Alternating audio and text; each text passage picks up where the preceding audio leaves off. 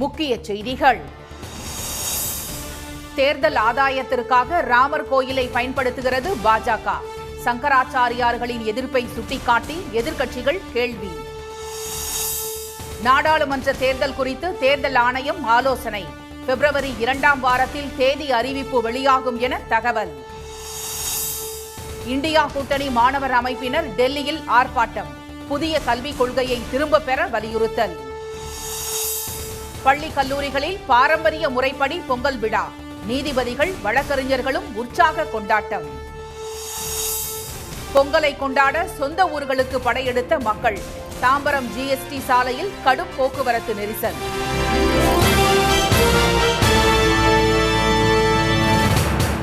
வணக்கம். வணக்கம். தேர்தல் ஆதாயத்திற்காக ராமர் பெயரை பாஜக அரசியலாக்குவதாக எதிர்க்கட்சிகள் குற்றம் சாட்டியுள்ளன. அயோத்தியில் கட்டப்பட்டு வரும் ராமர் கோயில் குடமுழுக்கு விழா வரும் 22ஆம் தேதி நடைபெறுகிறது. பிரதமர் திரு மோடி, RSS தலைவர்கள், மத தலைவர்கள், அரசியல் கட்சி தலைவர்கள், நடிகர்கள் உள்ளிட்ட பிரபலங்கள் இதில் கலந்து கொள்கின்றனர். ஆனால் முழுமையாக கட்டி முடிக்கப்படாத ராமர் கோயிலில் சிலை பிரதிஷ்டை செய்யப்பட்டு கும்பாபிஷேகம் நடத்தப்படுவதை ஏற்க முடியாது என்று சங்கராச்சாரியார்கள் விழாவை புறக்கணித்துள்ளனர். இதேபோல கோயில் விழாவில் அரசியல் செய்வதாக இந்தியா கூட்டணி கட்சிகளின் தலைவர்களும் குடமுழுக்கு விழாவை புறக்கணித்துள்ளனர். கடவுளின் கருவி தாம் என்று கூறியுள்ள திரு மோடி, குடமுழுக்கு நடைபெறும் நாள் வரை 11 நாட்கள் உண்ணாவிரதம் இருக்கப் போவதாக நேற்று அறிவித்தார். இந்நிலையில் கடவுளுக்கும் பக்தர்களுக்கும் இடையே இடைத்தரகர்களாக அரசியல்வாதிகள் இருக்கக்கூடாது என்று கூறியுள்ள காங்கிரஸ் செய்தி தொடர்பாளர் திரு பவன் கேரா, மக்களவைத் தேர்தலை கருத்தில் கொண்டே ராமர் கோயில் குடமுழுக்கு விழாவுக்கான தேதி குறிக்கப்பட்டுள்ளதாக குற்றம் சாட்டினார். கட்டி முடிக்கப்படாத கோயிலில் கும்பாபிஷேகம் நடத்தக்கூடாது என்று சங்கராச்சாரியார்கள் கூறியிருப்பதை சுட்டிக்காட்டியுள்ள அவர், ஒரு அரசியல் கட்சி ஞானியைப் போல செயல்படுவதாகவும் எந்த பஞ்சாங்கத்தை கொண்டு தேதி குறிக்கப்பட்டது என்றும் கேள்வி எழுப்பியுள்ளார். ராமர் கோயில் குடமுழுக்கு விழாவில் கலந்து கொள்ளப் போவதில்லை என்று தெரிவித்துள்ள இந்திய கம்யூனிஸ்ட் பொதுச் செயலாளர் திரு டி ராஜா, தேர்தல் ஆதாயத்திற்காக ராமர் பெயரை பாஜக மற்றும் RSS பயன்படுத்துவதாக குற்றம் சாட்டினார். What we are witnessing, the Prime Minister is going and along with him there will be RSS chief participating in that event. What is happening in our country? It is being done keeping elections under their consideration because they think they can convert this as a huge electoral campaign, political campaign to hoodwink people in the name of temple. Ramar கோயில் குடமுழுக்கு விழா குறித்து சங்கராச்சாரியார்கள் கருத்து தெரிவித்துள்ளதால் அவர்கள் சனாதனவாதிகள் இல்லை என்று பாஜக குற்றம் சாட்டுமா என்று சமாஜ்வாதி கட்சி தலைவர் திரு அகிலேஷ் யாதவ் கேள்வி எழுப்பியுள்ளார். பாஜகவுக்கு தேவை என்றால் எதிர்க்கட்சிகளை விமர்சிப்பது போல சங்கராச்சாரியார்களையும் விமர்சிப்பார்கள் என்று அவர் குற்றம் சாட்டியுள்ளார். ராமர் அழைக்கும் போது கண்டிப்பாக அயோத்திக்கு செல்வோம் என்று தெரிவித்த திரு அகிலேஷ், வேறு யாரும் அழைப்பு விடுக்க வேண்டியதில்லை என்று கூறினார். ராமர் கோயில் விவகாரத்தில் அரசியல் சாயம் பூசுவதன் மூலம் நாட்டில் உள்ள 2/3 பங்கு மக்களை பாஜக துண்டாட முயல்வதாக ஆம் ஆத்மி கட்சியின் திரு சௌரப் பரத்வாஜ் குற்றம் சாட்டியுள்ளார். ராமர் ஒட்டுமொத்த மக்களுக்கும் சொந்தமானவர் என்று தெரிவித்துள்ள அவர், 2019ஆம் ஆண்டு நடைபெற்ற மக்களவைத் தேர்தலில் 37% மக்கள் மட்டுமே பாஜகவுக்கு வாக்களித்ததாகவும் 63% பேர் அக்கட்சியை புறக்கணித்ததாகவும் குறிப்பிட்டுள்ளார். அனைத்து மாநில தலைமை தேர்தல் அதிகாரிகளுடன் தேர்தல் ஆணையம் ஆலோசனை நடத்தியுள்ள நிலையில் நாடாளுமன்ற தேர்தல் தேதி அறிவிப்பு அடுத்த மாதம் 2ஆம் வாரத்தில் வெளியாகும் என தகவல்கள் தெரிவிக்கின்றன. நாடாளுமன்ற தேர்தலுக்கு தயாராகி வரும் கட்சிகள் கூட்டணி, தொகுதி பங்கீடு உள்ளிட்ட விவகாரங்கள் கவனம் செலுத்த தொடங்கியுள்ளன. இந்தியா கூட்டணியில் உள்ள முக்கிய கட்சிகளான காங்கிரசுக்கும் ஆம் ஆத்மி கட்சிக்கும் இடையே தொகுதி பங்கீடு தொடர்பாக நேற்று 2ஆம் கட்ட பேச்சுவார்த்தை நடைபெற்றது. டெல்லியில் காங்கிரஸ் தலைவர் திரு முகுல் வாஸ்னிக் வீட்டில் நடைபெற்ற இந்த பேச்சுவார்த்தையில் திரு சல்மான் குர்ஷித், ஆம் ஆத்மி MP திரு ராகவ் சந்திரா உள்ளிட்டோர் கலந்து கொண்டனர். பின்னர் செய்தியாளர்களிடம் பேசிய திரு சல்மான் குர்ஷித் பேச்சுவார்த்தை திருப்தி அளிப்பதாக கூறினார். இதற்கிடையே நாடாளுமன்ற தேர்தல் ஏற்பாடுகள் குறித்து மாநில தலைமை தேர்தல் அதிகாரிகளுடன் தலைமை தேர்தல் ஆணையர் திரு ராஜீவ்குமார் 2வது நாளாக நேற்று ஆலோசனை நடத்தினார். மாநிலங்களில் உள்ள மின்னணு வாக்குப்பதிவு இயந்திரங்கள், அரசியல் மற்றும் சட்ட ஒழுங்கு சூழல், ஆயத்த பணிகள், தேர்தல் நடவடிக்கைகள், வாக்குச்சாவடிகளின் எண்ணிக்கை, பாதுகாப்பு, முன்னெச்சரிக்கை நடவடிக்கைகள் உள்ளிட்டவை குறித்து இந்த கூட்டத்தில் விவாதிக்கப்பட்டுள்ளது.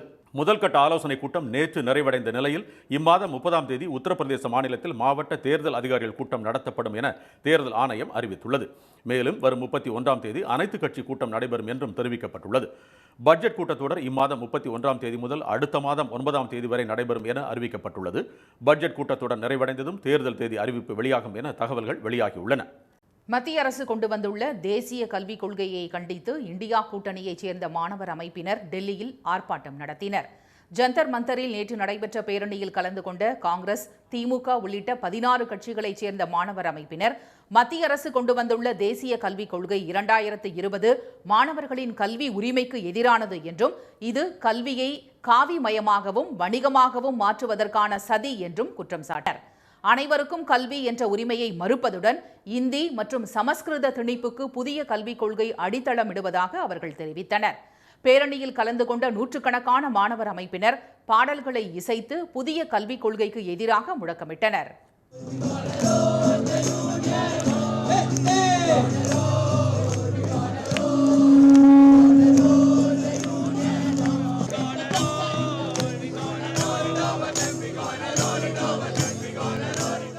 கல்வியை பாதுகாப்போம், புதிய கல்விக் கொள்கையை நிராகரிப்போம், இந்தியாவை காப்போம், பாஜகவை நிராகரிப்போம் என்ற வாசகங்கள் கொண்ட பதாகைகளை ஏந்தி பேரணியில் கலந்து கொண்ட திமுக மாணவர் அமைப்பினர் நீட் தேர்வை ரத்து செய்ய வலியுறுத்தி முழக்கமிட்டனர்.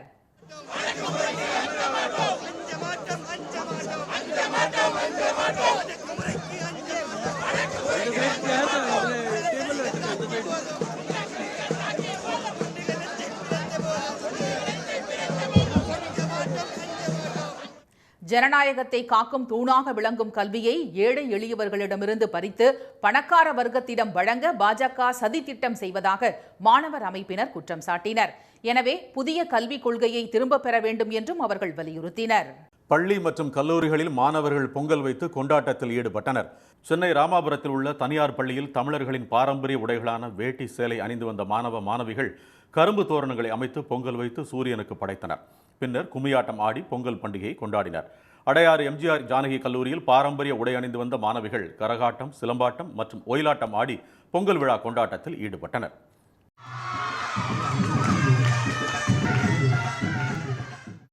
பூவிருந்தவல்லி திருவள்ளுவர் நடுநிலைப் பள்ளியில் பொங்கல் விழாவையொட்டி மாணவர்களுக்கு உணவு வழங்கிய ஆசிரியர்கள் விளையாட்டுப் போட்டிகளை நடத்தினர். ஓட்டம் உள்ளிட்ட பல்வேறு விளையாட்டுப் போட்டிகளில் பங்கேற்று மாணவர்கள் அசத்தினர். கல்பாக்கம் அருகே ஈச்சங்கருணையில் வண்ண கோலங்களுக்கு நடுவே மண்பானைகளில் பொங்கல் வைத்த கிராம மக்கள் பரதநாட்டியம், தப்பாட்டம், பறையாட்டம் உள்ளிட்டவற்றை உற்சாகமாக ஆடினர்.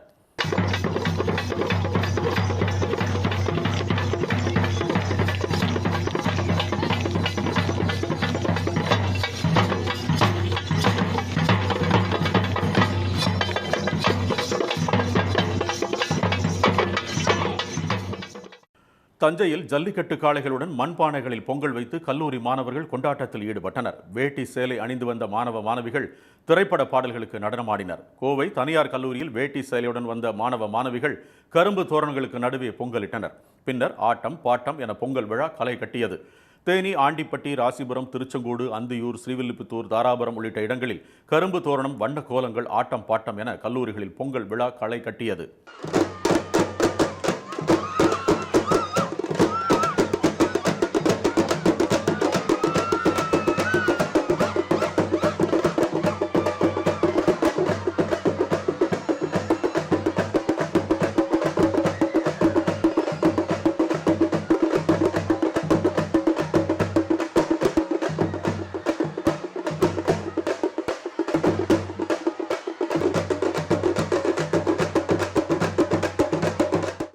நெல்லையில் மாவட்ட ஆட்சியர் அலுவலகத்தில் தமிழர்களின் பாரம்பரிய உடை அணிந்து வந்து அதிகாரிகள் பொங்கல் விழாவை கொண்டாடினர். திருவண்ணாமலை அருகே வேடியப்பனூர் கிராமத்தில் உள்ள தனியார் பள்ளியில் பொங்கல் வைத்த ஆசிரியர்கள் உரியடித்தல், சிலம்பம், மல்லர் கம்பம் உள்ளிட்ட போட்டிகளை நடத்தினர். இதில் பங்கேற்ற வெளிநாட்டினர் கண்களை கட்டிக்கொண்டு உரியடித்தனர். சேலம், ஆத்தூர் நகராட்சி, மதுரை, திருமங்கலம் ஊராட்சி ஒன்றிய அலுவலகம் வளாகங்களில் நடந்த சமத்துவ பொங்கல் விழாவில் அதிகாரிகள் முதல் தூய்மை பணியாளர்கள் வரை அனைவரும் கலந்து கொண்டனர். சேலம் ஒருங்கிணைந்த நீதிமன்ற வளாகத்தில் நீதிபதிகள், வழக்கறிஞர்கள் முன்னிலை நடந்த பொங்கல் விழாவில் தப்பாட்டம், ஒயிலாட்டம், சிலம்பாட்டம் உள்ளிட்ட நிகழ்ச்சிகள் அரங்கேறின. ஆரணி ஒருங்கிணைந்த நீதிமன்ற வளாகத்தில் நீதிபதிகள் மற்றும் வழக்கறிஞர்கள் பொங்கல் விழாவை விமர்சையாக கொண்டாடினர். வண்ண கோலங்கள் போடப்பட்டு கரும்பு தோரணங்கள் கட்டி மண்பானையில் பொங்கல் வைத்தனர். பொங்கல் பண்டிகையை கொண்டாட தென் மாவட்ட மக்கள் சொந்த ஊர்களுக்கு படையெடுப்பதால் தாம்பரம் ஜிஎஸ்டி சாலையில் கடும் போக்குவரத்து நெரிசல் ஏற்பட்டது. தமிழர் திருநாளான பொங்கல் பண்டிகை வரும் 15ஆம் தேதி கொண்டாடப்படுகிறது. இதனை ஒட்டி தொடர்ச்சியாக 5 நாட்கள் விடுமுறை என்பதால் பொதுமக்கள் சொந்த ஊர்களுக்கு செல்வதற்கு வசதியாக நேற்று முதல் 14ஆம் தேதி வரை 19,484 பேருந்துகள் இயக்கப்பட உள்ளதாக போக்குவரத்து துறை தெரிவித்துள்ளது. போக்குவரத்து துறை அறிவித்தபடி சென்னை கோயம்பேடு, கிளாம்பாக்கம், மாதவரம், பூவிருந்தவல்லி, தாம்பரம் சானட்டோரியம், KK நகர் ஆகிய 6 பேருந்து நிலையங்களில் இருந்து சிறப்பு பேருந்துகள் வெளி மாவட்டங்களுக்கு நேற்று புறப்பட்டுச் சென்றன. திருச்சி, தஞ்சை, கும்பகோணம், திண்டுக்கல், புதுக்கோட்டை, மதுரை, நெல்லை, தூத்துக்குடி, திருச்செந்தூர், ராமேஸ்வரம், கரூர், திருப்பூர், சேலம், கோவை, நாகர்கோவில், மார்த்தாண்டம், திருவனந்தபுரம், எர்ணாகுளம் ஆகிய இடங்களுக்கு அரசு விரைவு போக்குவரத்து கழக பேருந்துகள் கிளாம்பாக்கம் கலைஞர் நூற்றாண்டு பேருந்து முனையத்திலிருந்து மட்டும் இயக்கப்பட்டன. கேளம்பாக்கத்தில் பஸ் ஏற வந்திருக்கோம். எங்களுக்கு கோயம்பேடு போகிறதுனால டிராஃபிக் ரொம்ப கஷ்டமாக இருக்கும் போகிறதுக்கு. அதனால் நான் சில டைம் பஸ்ஸே மிஸ் பண்ணுவோம். இங்கே எங்களுக்கு கேளம்பாக்கனால கொஞ்சம் ஈஸியாக இருக்குது. பஸ் ஸ்டாண்டும் நிறைய பஸ் இருக்குது. அதனால் ஈஸியாக எங்களை ஊருக்கு போக முடியுது. கோயம்பேடுலேருந்து கிளம்பி வந்தால் பெருங்குளத்தூர் தாண்டி போகிறதுக்கே 1.5-2 மணி நேரம் ஆயிரும். அதுக்கே ரொம்ப இதானமே இருக்கும். இப்போ இது ஈஸியாக இங்கே கிளம்பாக்கத்தில் இருந்து சுற்றுவாத்தால் எலக்ட்ரிக் ட்ரெயினில் வசதியில் கூட இங்கே கூட வந்துடலாம். வந்துட்டு இது கூட தாண்டி போயிடலாம். இது கொஞ்சம் நல்லா தான் இருக்குது. நல்லா பெருசாக நீட் அண்ட் க்ளீனாக தான் கட்டியிருக்காங்க. கோயம்பேட்டிலிருந்தும் பொங்கல் விடுமுறைக்காக சிறப்பு பேருந்துகள் இயக்கப்பட்ட நிலையில் போக்குவரத்து துறை அமைச்சர் திரு சிவசங்கர் அங்கு திடீர் ஆய்வு நடத்தினார். வழக்கமாக இருக்கும் கூட்ட நெரிசல் அங்கு குறைந்து காணப்பட்டது. பூவிருந்தவல்லி பேருந்து நிலையத்தில் சிறப்பு பேருந்து இயக்கத்தை ஆய்வு செய்த ஆவடி காவல் ஆணையர் திரு சங்கர் பொங்கல் பண்டிகையை முன்னிட்டு 3000 காவல்துறையினர் பாதுகாப்பு பணியில் ஈடுபட உள்ளதாக தெரிவித்தார். தாம்பரம் சானட்டோரியத்தில் பேருந்துகள் புறப்பட உரிய ஏற்பாடுகள் செய்யப்பட்டுள்ளதால் எளிதாக பயணம் செய்ய முடிவதாக பயணிகள் தெரிவித்தனர். இப்போது நான் பொங்கல் ஹாலிடேஸ்க்காக என்னோட சொந்த ஊர் மன்னார்குடிக்கு போயிட்டுருக்கேன். ஸோ பஸ் ஃபெசிலிட்டிஸ் எல்லாமே நல்லா இருக்குது. ஸோ ஈவன் நான் ஃபர்ஸ்ட் டைம் வந்தப்போ கூட எனக்கு கொஞ்சம் எந்தெந்த பஸ் எங்கெங்கே இருக்குன்னு கொஞ்சம் டவுட்டாக இருந்துச்சு. பட் இங்கே அவங்களே போர்ட்ஸில் என்னென்ன பஸ்ஸோட நம்பர், அதோட டைமிங், கண்டக்டர்ஸோட நம்பர்ஸ் எல்லாமே டிஸ்பிளே பண்ணியிருக்காங்க. ஸோ நமக்கு ஈவன் டவுட்டாக இருந்தால் நம்ம கண்டக்டர்ஸ் கூட கால் பண்ணி வெரிஃபை பண்ணிக்கலாம் நம்ம எங்கே பஸ் இருக்குன்றதை. ஸோ அதனால் எல்லா ஃபெசிலிட்டிஸுமே நல்லா இருக்குது. இதனிடையே பொங்கலுக்கு மக்கள் சொந்த ஊர்களுக்கு வாகனங்களில் செல்வதால் சென்னையில் குரோம்பேட்டை ஜிஎஸ்டி சாலையில் கடும் போக்குவரத்து நெரிசல் ஏற்பட்டு வாகனங்கள் ஊர்ந்து சென்றன. வானகரம் மற்றும் பரனூர் சுங்கச்சாவடிகளில் வாகனங்கள் நீண்ட வரிசையில் அணிவகுத்து நின்றன. பரனூர் சுங்கச்சாவடியில் பேருந்தில் ஏற ஏராளமான மக்கள் கூடியதால் பரபரப்பு நிலவியது.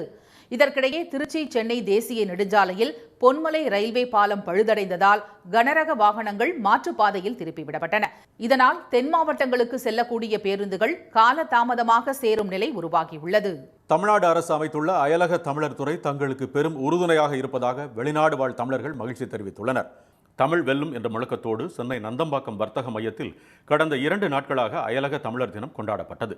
வெளிநாடுகளில் வாழும் தமிழர்கள் அனைவரையும் ஒரு குடையின் கீழ் கொண்டு வரும் நோக்கத்தோடு கடந்த 2021ஆம் ஆண்டு முதல் ஒவ்வொரு ஆண்டும் ஜனவரி 12ஆம் தேதி இந்த விழா நடைபெறுகிறது. விழாவில் கலந்து கொண்ட முதலமைச்சர் திரு மு.க. ஸ்டாலின் சாதனை தமிழர்கள் 13 பேருக்கு யாதும் ஊரே யாவரும் கேளீர் என்று பாடிய சங்ககால புலவர் கணியன் பூங்குன்றன் பெயரில் தங்க பதக்கத்துடன் விருதுகளை வழங்கினார். அயலக தமிழர்கள் தங்கள் சொந்த ஊர் உள்கட்டமைப்பை மேம்படுத்த உதவும் எனது கிராமம் என்ற புதிய திட்டத்தையும் அவர் தொடங்கி வைத்தார். உலகம் முழுவதும் பரவி கிடக்கும் தமிழர்கள் தங்கள் கலாச்சாரத்தையும் வேர்களையும் தெரிந்து கொள்ள இதுபோன்ற தினம் கொண்டாடப்படுவது பேருதவியாக இருக்கும் என்று சிங்கப்பூர் உள்துறை மற்றும் சட்டத்துறை அமைச்சர் திரு க. சண்முகம் நம்பிக்கை தெரிவித்தார். எங்கும் புலம்பெயர்ந்து வாழும் தமிழர்களின் வாழ்வில் தமிழை ஒளியூட்ட தொடங்கப்பட்டது இந்த உலக அயலக தமிழர் நாள் விழா. தமிழும் தமிழரும் இன்று உலகெல்லாம் வாழ்வதோடு அல்லாமல் மொழியையும் காத்து வருகிறார்கள். அந்த முயற்சிக்கு இந்த விழா பெரிதும் உதவ முடியும். அயலக தமிழர்களுக்கு தமிழ்நாடு அரசு அரணாக உள்ளதாக இலங்கை கிழக்கு மாகாண ஆளுநர் செந்தில் தொண்டைமான் கூறினார். ஒரு கிராமத்துலேயோ ஒரு ஊர்லேயோ ஒரு 100 பேரோ 200 பேரோ சேர்க்குறதுங்கிறது ஒரு சாதாரண விஷயம் இல்லை. அதே ரொம்ப சிரமமான விஷயம். அப்படி இருக்கும்போது உலகம் ஃபுல்லாக இருக்கிற தமிழர்கள் எல்லா துறையிலும் சிறந்த இருக்கிற தமிழர்கள் அழைச்சி இன்றைக்கி இங்கே ஒரு நிகழ்ச்சி ஏற்பாடு பண்ணியிருக்கேன்னா கண்டிப்பாக அந்த அயலகத்துறை பாராட்டாமல் இருக்க முடியாது. உலக தமிழர்கள் அனைவரும் ஒரு குடையின் கீழ் கொண்டு வருவதற்கான தமிழக அரசின் இந்த முன்னெடுப்பு சிறப்பான ஒன்று என்று கூறிய அயலக தமிழர்கள் தமிழ்நாடு அரசின் அயலகத்துறை தங்களுக்கு பெரும் உறுதுணையாக இருப்பதாக நன்றி தெரிவித்தனர். இந்த அயலக தமிழர் நாளில் முதல்வர் கையால் தமிழ் கல்விக்காக கணியன் பூங்குன்றனார் விருது வழங்கி சிறப்பிக்கப்பட்டிருக்கிறேன். அதையும் முதல்வர் கையால் வாங்குவது என்பது மிகச்சிறப்பு. ஏன்னா அயலக தமிழர்கள் இங்கே நியூயார்க் தமிழர்களும் சரி, அமெரிக்க தமிழர்களும் சரி, இங்கே ஏதாவது தமிழ்நாட்டுக்கு செய்ய வேண்டும் என்று துடிப்போடு தான் இருக்கிறாங்க. எல்லா தமிழர்களையும் ஒரு ரூஃபில் வந்து இணைஞ்சது it is absolutely great. Udhayanidhi அண்ணா சொல்லுது போல் ஒவ்வொரு கண்ட்ரிக்கு போய் டிஃப்ரெண்ட் தமிழர்களை பார்க்குறது கொஞ்சம் கடினம். ஆனால் எல்லா தமிழர்களையும் ஒரே ரூஃபில் கொண்டு வந்தது மிக்க சிறப்பு. அயலக தமிழர் தின விழா வெளிநாட்டில் வாழும் தமிழர்களுக்கும் தாயகத்திற்கும் இடையே இணைப்பு பாலமாக விளங்குவதாக அயலக தமிழர் நல வாரிய தலைவர் திரு கார்த்திகேய சிவசேனாதிபதி கூறினார். பல்வேறு விதமான தமிழர்கள் பல்வேறு நாடுகளிலே, பல்வேறு அமைப்புகளிலே, பல்வேறு தொழில் நிறுவனங்களிலே வேலை செய்யக்கூடியவர்கள் எல்லாம் சந்திப்பதற்கு இது ஒரு பாலமாக இந்த 2 நாட்கள் அமைகிறது. சென்னையில் 2 நாட்களாக நடைபெற்ற அயலக தமிழர் தினத்தில் Ilangai, Malaysia, Australia, Singapore, Dubai, England, America உள்ளிட்ட 58 நாடுகளிலிருந்து தமிழக வம்சாவளியினர், அமைச்சர்கள், கல்வியாளர்கள், கவிஞர்கள் பங்கேற்றனர். கண்கவர் கலை நிகழ்ச்சிகளுடன் தமிழரின் தொன்மை, வணிகம், அயலக தமிழர்களுக்கு தமிழக அரசு செயல்படுத்தி வரும் திட்டங்கள் என பல தலைப்புகளில் அமர்வுகளும் நடைபெற்றன. சென்னையில் 2016ஆம் ஆண்டு மாயமான விமானப்படை விமானத்தின் பாகங்கள் 8 ஆண்டுகளுக்கு பிறகு கண்டுபிடிக்கப்பட்டுள்ளன. 2016ஆம் ஆண்டு சென்னையிலிருந்து 29 வீரர்களுடன் அந்தமானுக்கு சென்ற AN 32 ரக விமானப்படை விமானம் திடீரென மாயமானது. அதிநவீன போர்க்கப்பல்கள், ரேடார்கள் உதவியுடன் தேடிய கடற்படையினர் விமானத்தை கண்டுபிடிக்க முடியவில்லை. இதையடுத்து 29 வீரர்களும் இறந்துவிட்டதாக அறிவிக்கப்பட்டது.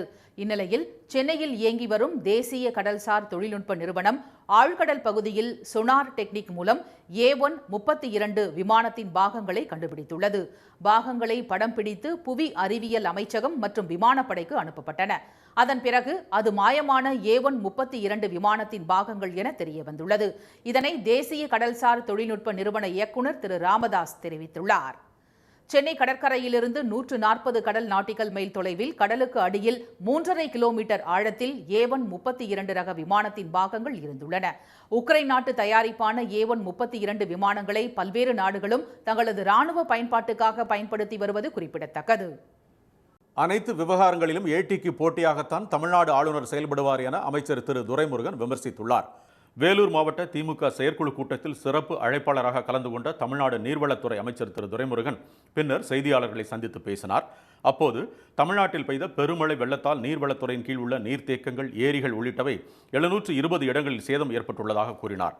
இதனை சரி செய்ய நீர்வளத்துறைக்கு மட்டும் 2000 கோடி ரூபாய் தேவைப்படுவதாகவும் அதனை ஒன்றிய அரசு வழங்க வேண்டும் என்றும் அவர் வலியுறுத்தினார். ஊழல் வழக்கில் கைது செய்யப்பட்டு ஜாமீனில் வெளிவந்துள்ள சேலம் பெரியார் பல்கலைக்கழக துணைவேந்தர் ஜெகநாதனை ஆளுநர் திரு RN ரவி சந்தித்தது குறித்து கேள்விக்கு பதிலளித்த திரு துரைமுருகன் அனைத்து விவகாரங்களிலும் ஏடிக்கு போட்டியாகத்தான் ஆளுநர் செயல்படுவார் என்று குற்றம் சாட்டினார்.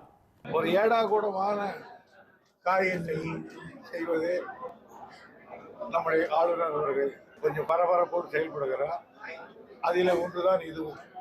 மழை வெள்ளத்தால் நீர்நிலைகளில் ஏற்பட்ட சேதங்கள் மற்றும் உடைப்புகள் குறித்து அதிகாரிகள் கணக்கெடுத்து வருவதாகவும் முழுமையான சேத விவரங்கள் இன்னும் 2 நாட்களில் கிடைத்துவிடும் என்றும் திரு துரைமுருகன் கூறினார். முன்னாள் அமைச்சர் திரு பொன்முடி நீதிமன்றத்தில் சரணடைவதிலிருந்து உச்சநீதிமன்றம் விலக்களித்திருப்பது வரவேற்கத்தக்கது என்றும் அவர் தெரிவித்தார். இங்கிலாந்துக்கு எதிரான முதல் 2 டெஸ்ட் போட்டிகளில் வேகப்பந்து வீச்சாளர் Mohammed Shami, wicket keeper batsman Ishan Kishan ஆகியோருக்கு வாய்ப்பளிக்கப்படவில்லை.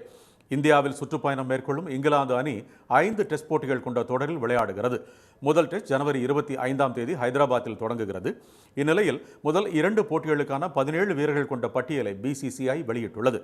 கேப்டன் ரோஹித் தலைமையிலான அணியில் சுப்மன் கில், விராட் கோலி, ஜெய்ஸ்வால், ஸ்ரேயாஸ், KL ராகுல், பரத், அறிமுக வீரர் துருவ் ஜுரேல், அஸ்வின், ஜடேஜா, அக்ஷர், குல்தீப், சிராஜ், முகேஷ்குமார், பும்ரா, ஆவேஸ் கான் ஆகியோர் இடம்பெற்றுள்ளனர்.